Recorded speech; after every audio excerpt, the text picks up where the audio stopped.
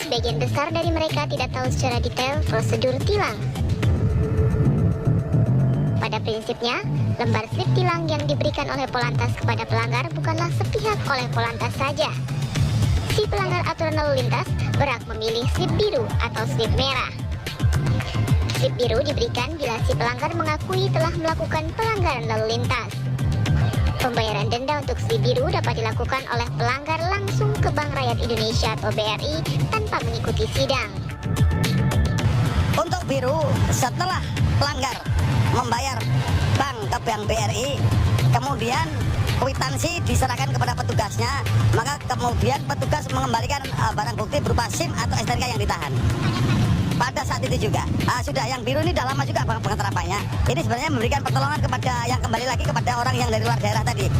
Biasanya yang biru ini apabila orang datang ke Jakarta melakukan pelanggaran, maka seketika itu juga mereka biasanya langsung bayar denda ke BRI, kemudian dia ngambil barang bukti. Namun, bila si pelanggar mendapat slip merah, berarti ia menolak atau tidak setuju dengan sangkaan pelanggaran yang ditentukan petugas Polantas. Dalam hal ini, pelanggar harus hadir dalam sidang di pengadilan negeri dan harus membayar uang denda sesuai putusan hakim. Kalau yang merah ini akan dilakukan sidang dulu. Apabila pelanggar salah, maka akan diaduin denda. Apabila pelanggar merasakan tidak salah, maka nanti petugas kepolisiannya akan dipanggil sebagai saksi. Nah, setelah itu nanti terserah dari pihak hakim apakah diputus bebas atau tetap dilakukan satu tindakan denda, itu nanti pihak hakim. Sebenarnya, berkas tilang terdiri dari 5 rangkap. Slip merah diberikan kepada pelanggar yang tidak kooperatif atau yang tidak mengakui kesalahan. Slip biru diberikan kepada pelanggar yang kooperatif dengan petugas atau yang mengakui kesalahan. Slip hijau untuk pengadilan, slip putih untuk kejaksaan, dan slip kuning untuk arsip polisi. Jadi, bila ada yang menerima tilang slip biru, sementara tulisannya tinta asli, maka patut dipertanyakan. Prosedurnya gampang kok, datang membawa bukti pelanggaran yang warna apa itu? Merah atau apa itu? Merah. Nanti di sini ada petugas ambil nomor kartu urutan. Jadi nanti kan dipanggil nomor sekian sampai sekian di ruang sidang ini, nomor sekian sampai sekian di ruang sidang ini.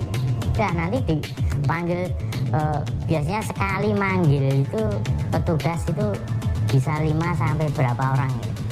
Ini pelanggar ini benar atau tidak gini, butuh denda segini ya gitu. Nanti terbayar. Sebenarnya cepat gitu. Bagaimana dengan tilang yang berlaku sehari-hari di tengah masyarakat? Kalau sepenuhnya mengacu pada Undang-Undang Nomor 22 Tahun 2009, maka masalah tilang tidak akan ribet. Kenyataannya, selain slip merah dan slip biru yang ditentukan Kapolri, masih ada slip abu-abu alias damai di tempat. Damai di tempat adalah sebuah istilah yang berkembang di tanah air yang tidak akan pernah dijumpai dalam istilah hukum dimanapun. Pada kenyataannya, damai di tempat inilah yang banyak ditempuh oleh masyarakat dan biasanya berlaku di pos-pos penjagaan atau bila terjadi razia kecil-kecilan yang dilakukan oleh beberapa petugas. Lantas, apakah praktek kolusi antara petugas dan pelanggar akan terus dilakukan hanya karena alasan lebih mudah dan praktis?